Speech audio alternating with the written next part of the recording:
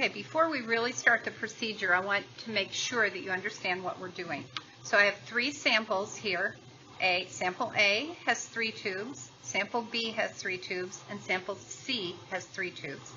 I will send you an email telling you which one of these samples you should follow.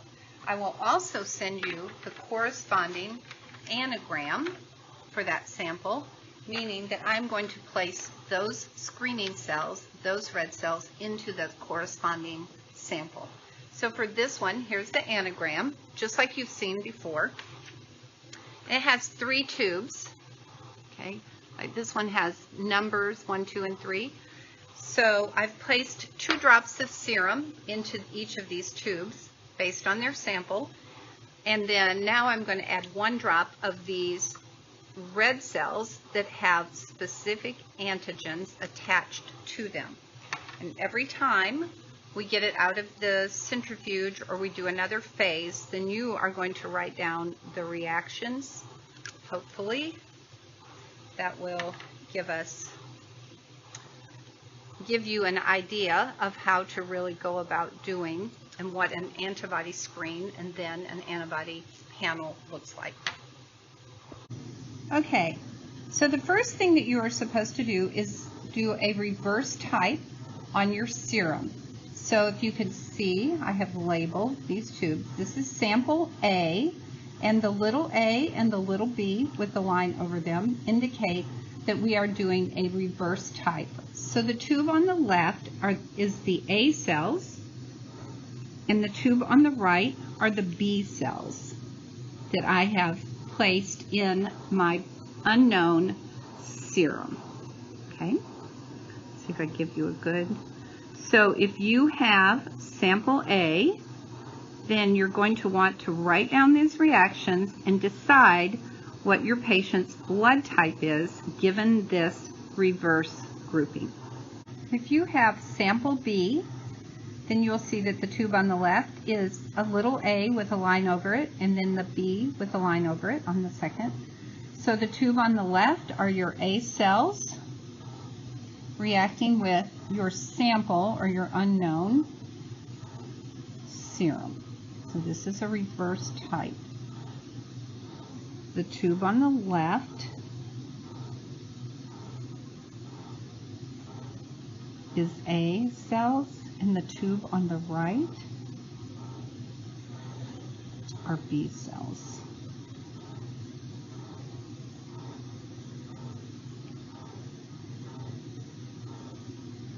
Okay. Sample C, A is on the left. Remember, this is a reverse type. And B is on the right. Okay.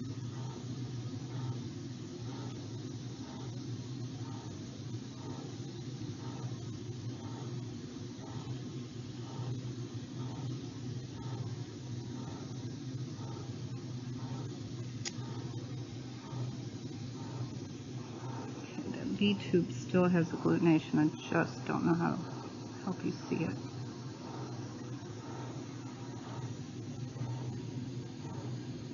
There it is.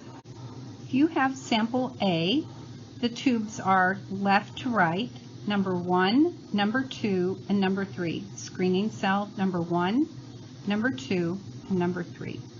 Okay, that's left to right. I'm going to try to give you pattern here. If you have sample A,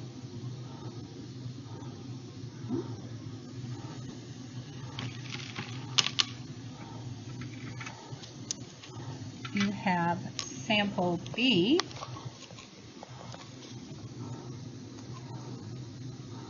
left to right,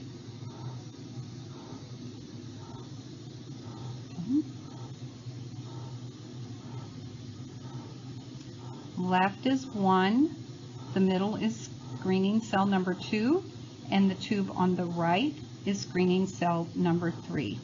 Write down your reactions. Okay, you'll want to put plus minus numbers. And lastly, if you have C, sample C, your tubes left to right.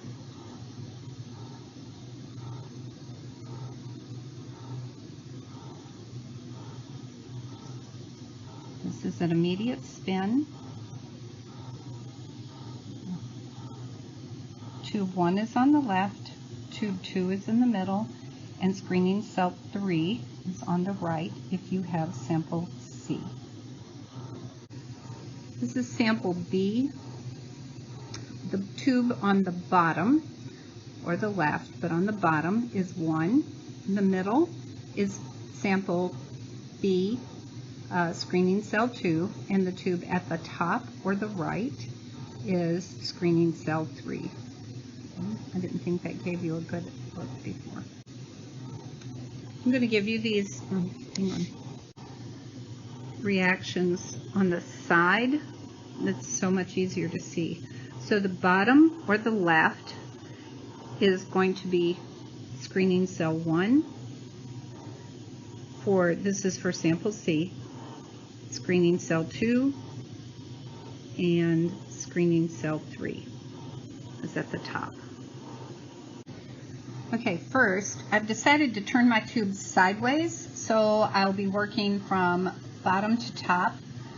Also, I have added 2 drops of my LISS, L-I-S-S, low ionic strength saline, and I have incubated at 37 degrees for 20 minutes. So now on your paper you will have an immediate spin, and then you will have 37 degrees. And now I've spun them, and now we're going to read for agglutination after that incubation at 37 degrees. This is sample A.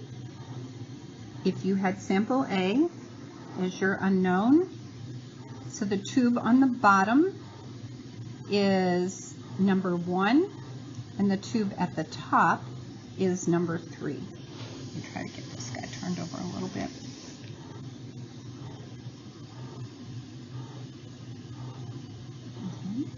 You see that?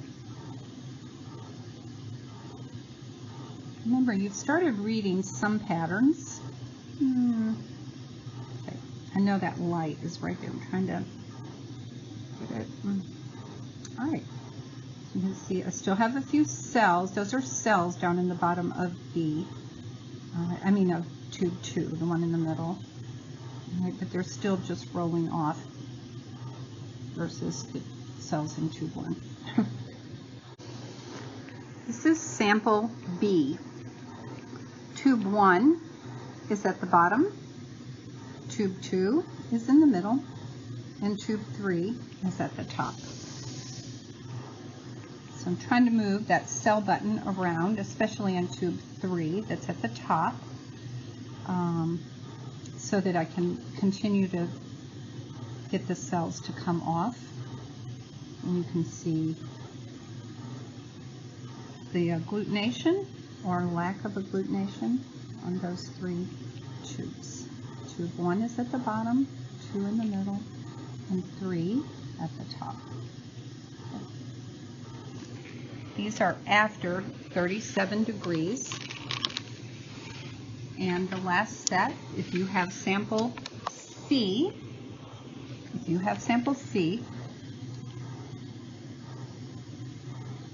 okay, agglutination pattern. Tube 1 is at the bottom.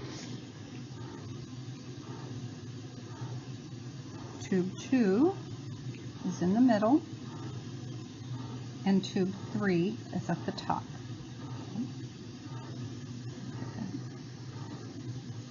Get all of those cells rolled off.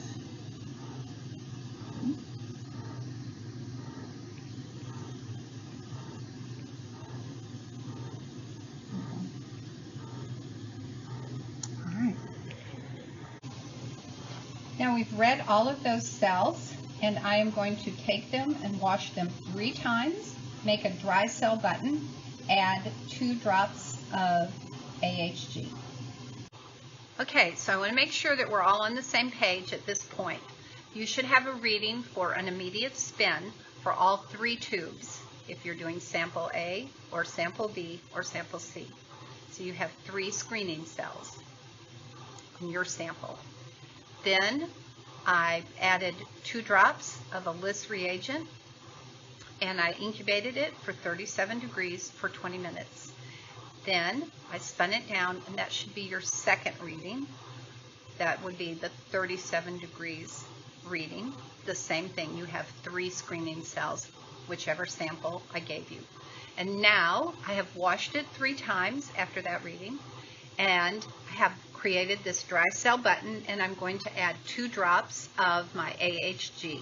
So I'm going to use the polyspecific that has the IgG and the anti-complement. Okay, then I'm going to spin it and we'll read. Okay, this, you can almost see the green color.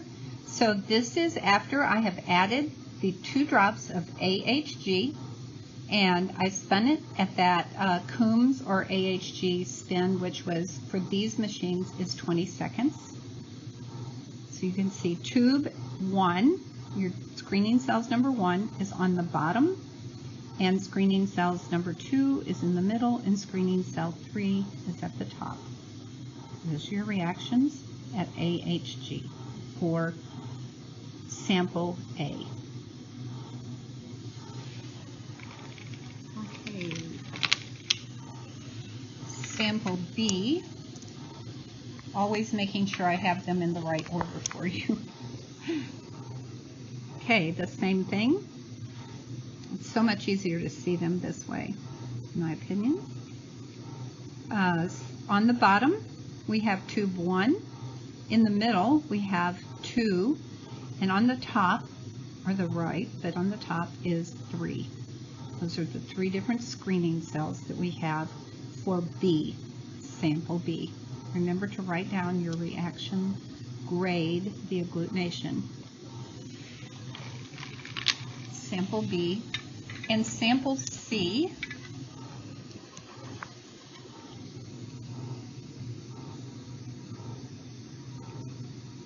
okay.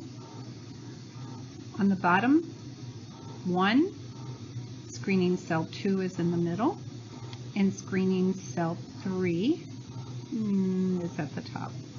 Okay, can you see? 3 is really hard, guys. I don't know why it's, there it is. There it is, okay?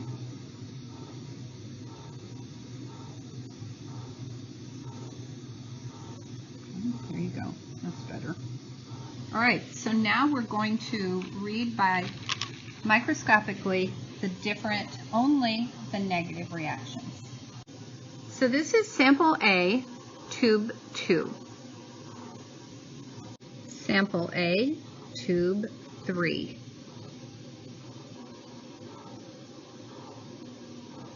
Sample B, tube 3. Okay, this is sample C, tube 1. Sample C, tube 2. Check cells added to the negative reactions after doing the microscopic on cells, sample A. And